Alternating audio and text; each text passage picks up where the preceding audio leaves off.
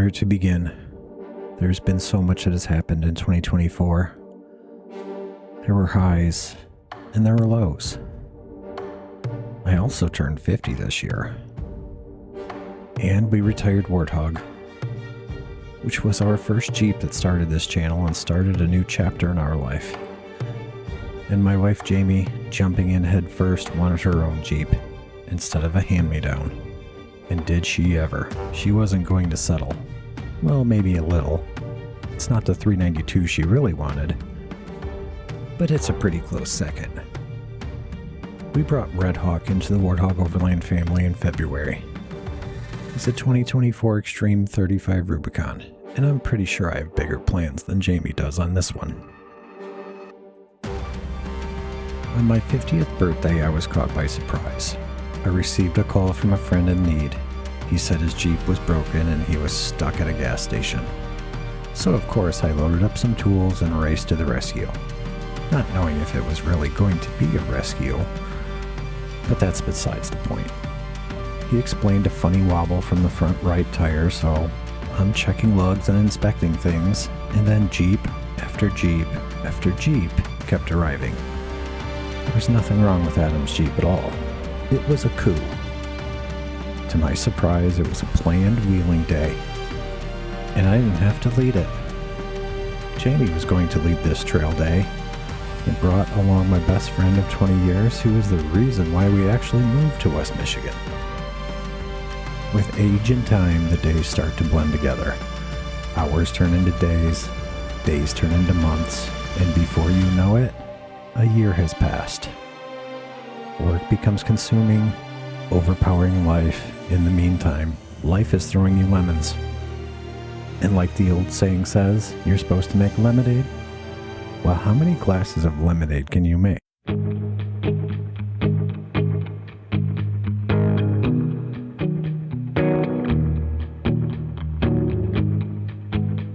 Today is the day I make the change. I throw my old ways out the door.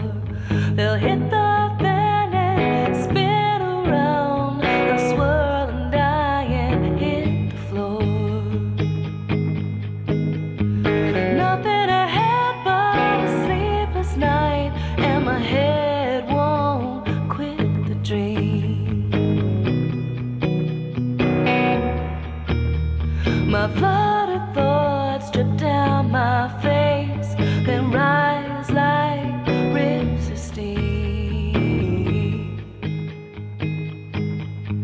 Yeah, they rise like rivers of steam.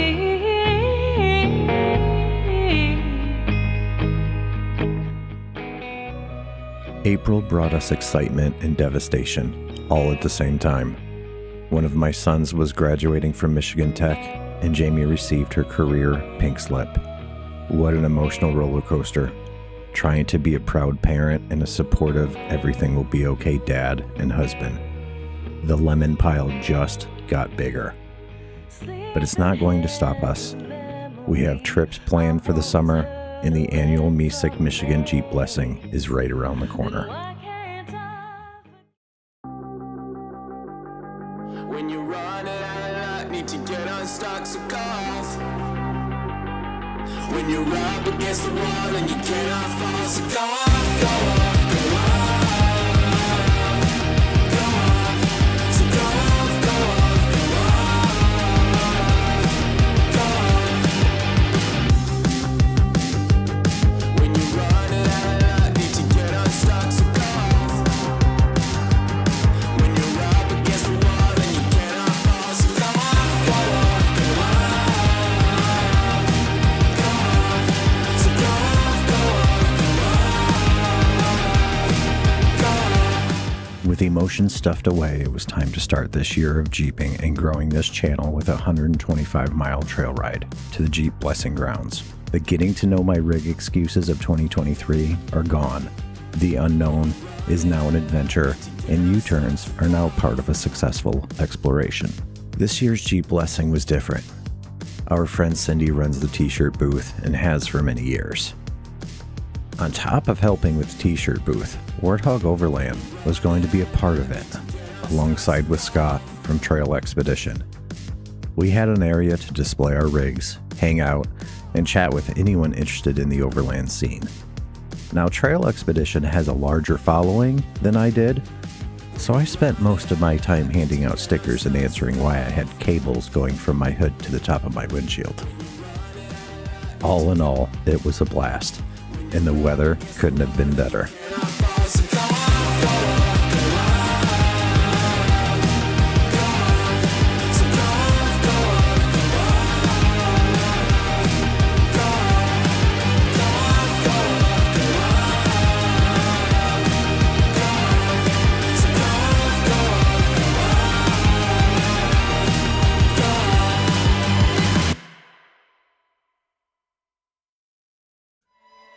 With spring finally arriving, we knew the weekends were going to be booked. Work-life balance was going to be put on overtime. Any projects I had needed to be fit in, along with any work or employment stresses needed to be balanced the best we could. Our friends played a big part in keeping us balanced, and our minds off of the doom and gloom, but it was always in the back of our minds of what the future holds.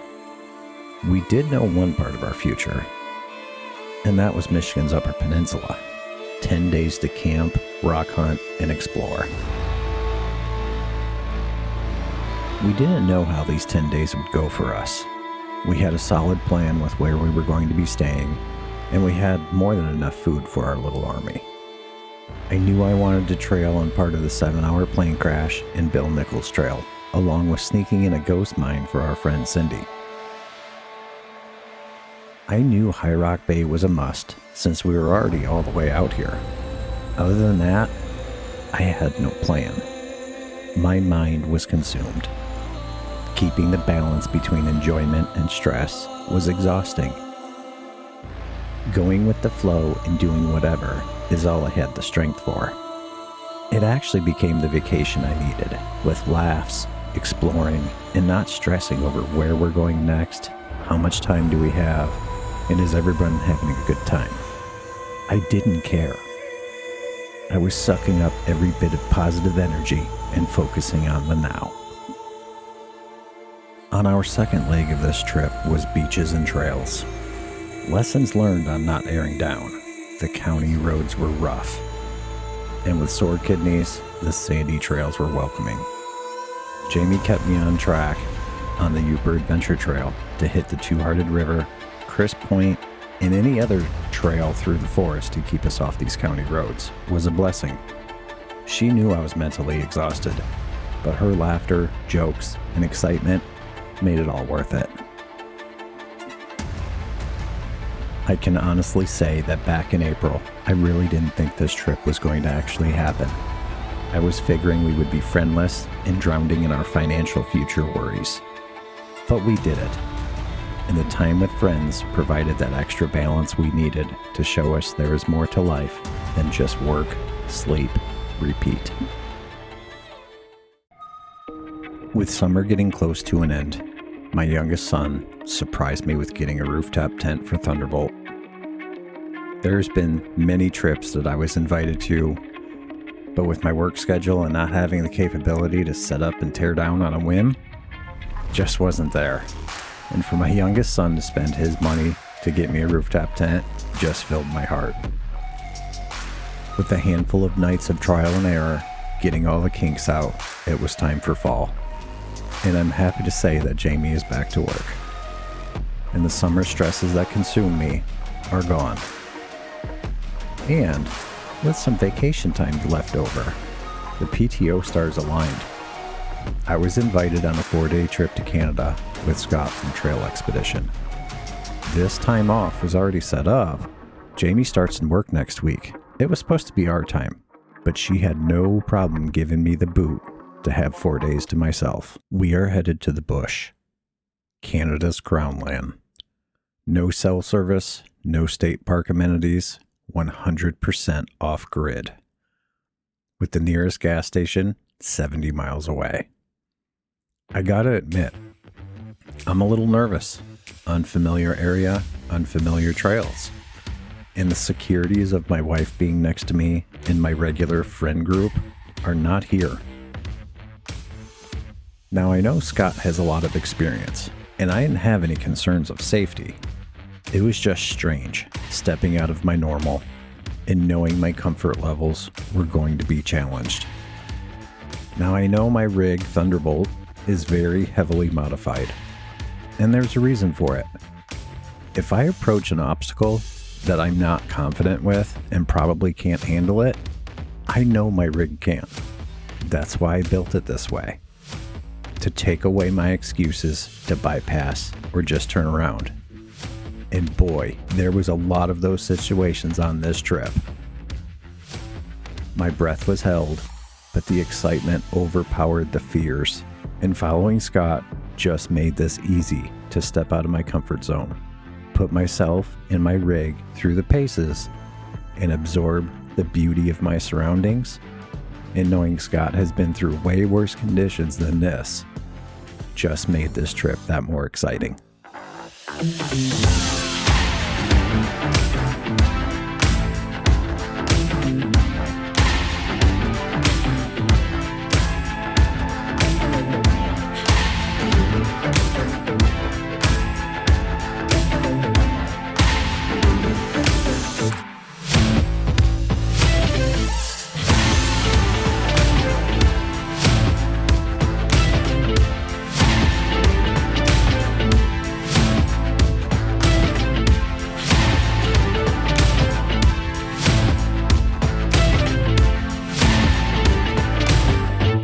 Fall came and gone in the snap of a finger.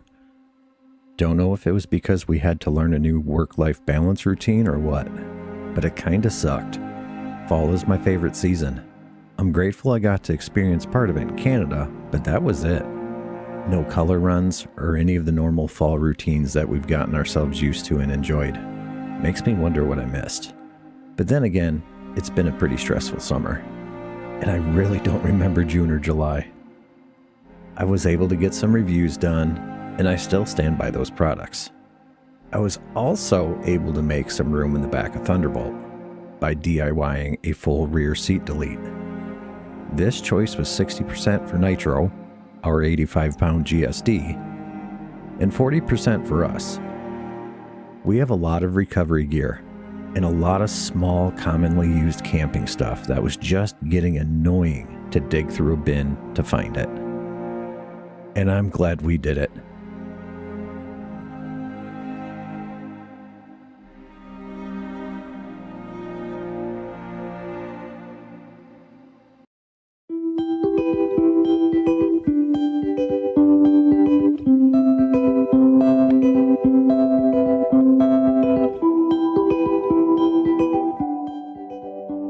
Now, I'm not much of a snow wheeler. Yes, it's fun, but heavily traveled trails are a sheet of ice. And even though there's snow, you're going to find some mud. Cleaning a dirty rig in 20-degree weather, that is not fun. I know I could just leave it, give me some protection from the Michigan salt, but come springtime, it'll be like cleaning off concrete. Now, even though I'm not a fan, I did get the opportunity to experience camping in the snow, and it was a lot of fun. It brings tent camping. Yeah, I'm cheating, I have a rooftop tent, but still. The sound of the wind cutting through the trees and the thoughts of, if my diesel heater goes out, I'm probably gonna freeze. And the campfire, winter gives a campfire a whole new meaning. It's not just a couple logs on a fire for some marshmallows. It's about warmth. I have a lot of respect for you all that do a lot of winter camping. Brings a whole new meaning to off-grid. 2024 is done, and it threw a lot of lemons at us, and Jamie and I made a lot of lemonade. Cheers to our friends that stuck with us and were there for us. Hopefully 2025 will make up for the times we missed and get back to enjoying the path we're creating. Thank you all for watching. My name is Shannon, and this is Warthog Overland.